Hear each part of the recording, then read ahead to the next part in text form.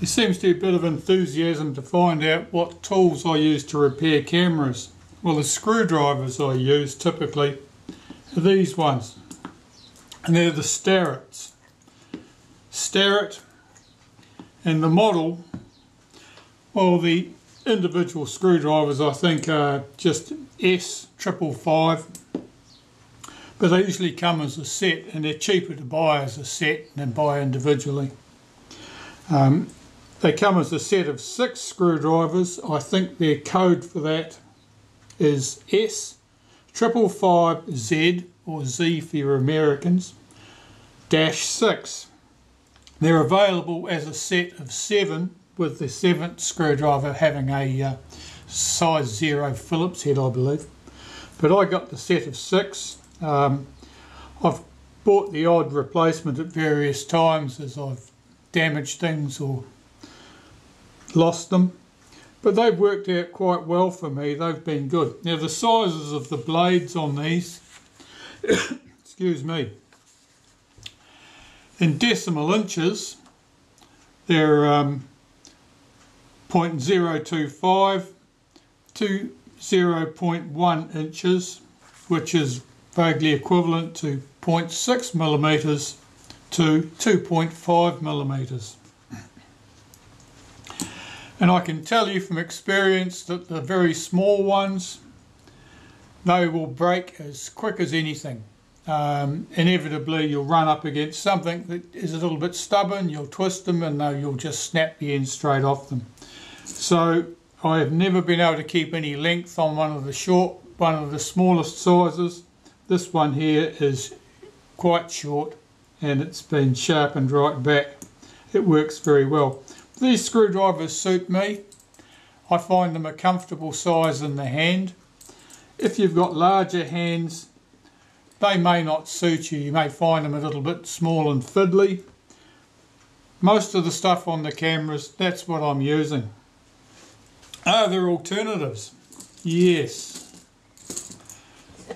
You can hunt up something like this.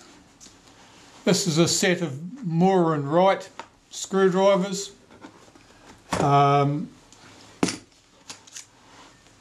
They cover much the same size range. Ridiculously fine, that one. If you put it near anything, you'd just snap the end straight off it. These are very nicely made screwdrivers. You can see, compared to the Starretts, they are a much longer screwdriver, much bigger. Interestingly, the diameter isn't greatly different, but they're certainly much longer. If you've got bigger hands, these screwdrivers might suit you better. I doubt you can still buy these things new. They were probably very expensive when they were new. I got this set on a local auction site, and I had to fight off quite a few bidders to get my hands on these. I have to say I don't use them very often. It was probably money that wasn't well invested for me. I did get hold of another set. This is an earlier set of Moore Wright screwdrivers. These ones have cleaned up quite well. They, but they're a little bit old and worn by comparison. But again, you can pick up things like this. Now, Moore Wright made them. Eclipse was another brand. You can occasionally see an Eclipse screwdriver, which comes in a little case all by itself, one handle and I think 5 or 6 blades. I've got one about here somewhere, I'll find it.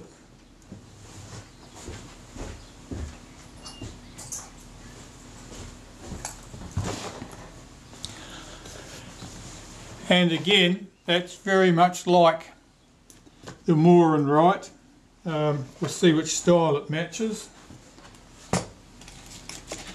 Yes, it's very close to that, almost identical, probably made to the same design. If I wasn't reading the name on those ones, I wouldn't know which one to put back in the box.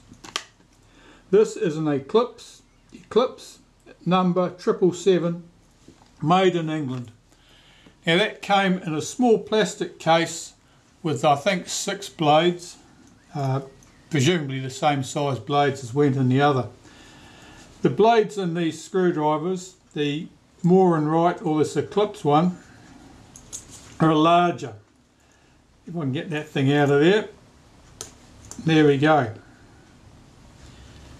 And they're a bigger diameter than the ones that are in the Starretts. I'll get one of these Starretts to play the game. And the difference there is, let's have a look. The shank on the Starretts,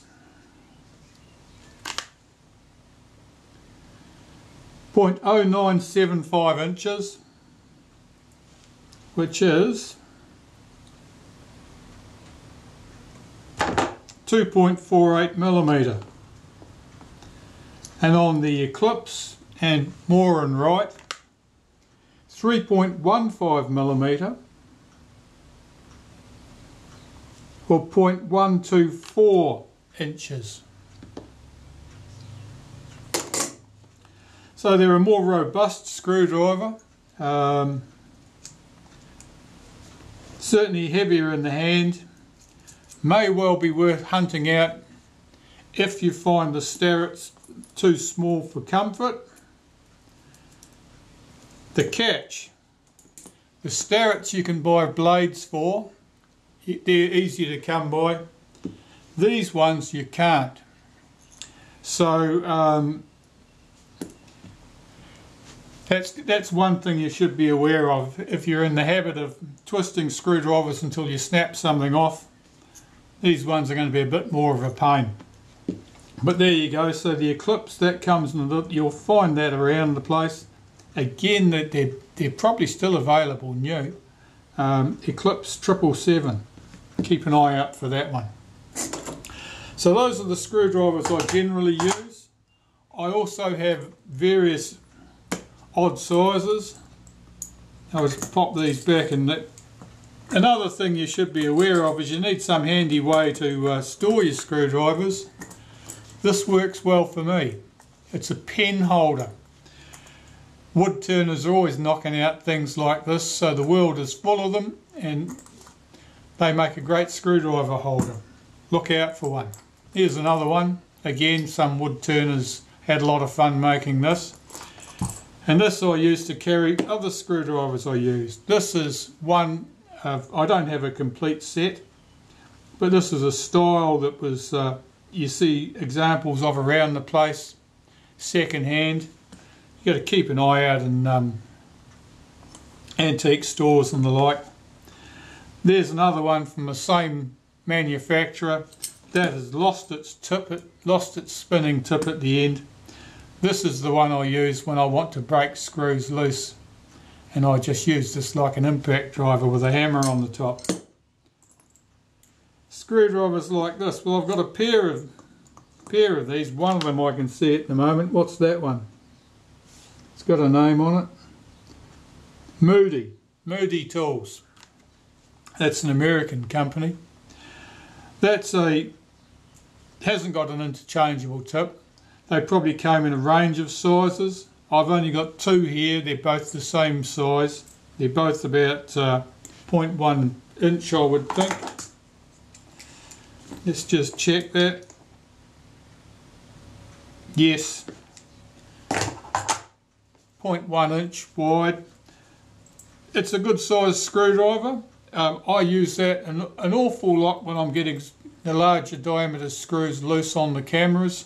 The alternative would be using something like this little Starett, which is just a bit small, a bit short. I find it's hard to get your fingers around it to get enough torque on to get the screws loose sometimes, so I use that quite a bit. And apart from that, what other ones can you get? That's an old Starett screwdriver. That's one that I've picked up from somewhere. You can see it's slightly different style, pretty close. It's got a different count of rings down that piece at the front there, and presumably depending on the number of rings there, you could pick immediately what size screwdriver you were looking at. I find it more convenient to paint a bit of colour around the top of the screwdriver there, so I can just look across at the set and grab the one I want. What other things will you end up with? Well, you'll end up with all manner of leftovers really. Bits and pieces of old screwdriver sets that you've gathered up, odd screwdrivers that you've seen around the place. Screwdrivers for particular jobs. You may have screwdrivers that have got a very thin blade at the tip, and you might only use those when you've got a very thin screw slot to get to. Likewise, you may have heavier screwdrivers with quite a broad blade that you use, particularly with a hammer, to help shift difficult screws. Well, I suppose I should make some mention of the cheap sets of screwdrivers that you can get. This one here is by no means complete, it's just something that somebody gave me.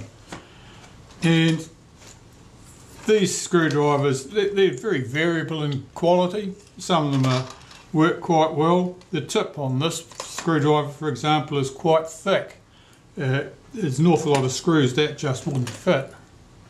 Likewise, the other ones in the set is in much the same state. That one is by comparison quite thin at the end of the blade. Given the way it's been shaped, I would expect that that would break fairly readily because it's just too thin, too far back. Now these sets, typically you're just seeing a small set like that, and you pick them up for a couple of dollars. They're certainly something that you shouldn't walk past if you have no screwdrivers. They will do the job to you to a certain extent, or that one I notice has got quite a bend in it. That's by no means a straight screwdriver. I don't know what's happened to that one. Looks like someone's trodden on it. But those ones, the problem with them is the variable quality.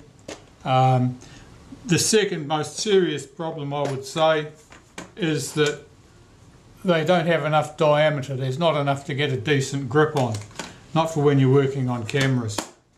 So they're one type of screwdriver, and the main complaint with those, I think, is that the quality's bad. Then you come up to things like this. Now this is a watchmaking screwdriver set, Bergeon. This one's relatively complete.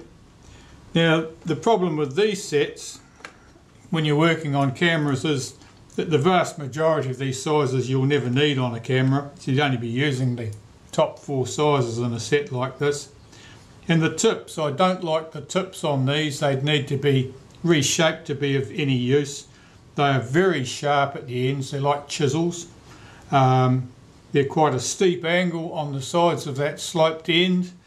They certainly don't really suit working on cameras. Chances are you just cam out of the slot with these things. Other problems with them. The way the blades are held into the screwdriver bodies. There's a little grub screw visible here, and the blades have a little flattened off area on them that the grub screw acts against. Now inevitably they work loose, particularly when you're applying some torque trying to get screws loose. And the other disadvantage with them is their diameter. Again, it's the diameter. You haven't got enough there to get a decent grip for dealing with screws that are well stuck in there. The majority of the screws on the Retina series are 2mm, and these just really aren't up to it in terms of comfortably being able to move those screws when they are well stuck. So I'd caution you against shelling out lots of money to buy a fancy set like this. They're designed for watchmakers. They're perfect for watchmakers to use. That's exactly what the industry likes. But they're not much fun for working on cameras. Just very occasionally I'll drag this set out if I want a small screwdriver to get at some unusually small grub screw, and I can push this into service, but generally not. So don't spend a fortune on watchmakers' screwdrivers. They're probably not ideal for working on cameras. So I think that just about sums it up as far as screwdrivers go. Thanks for watching.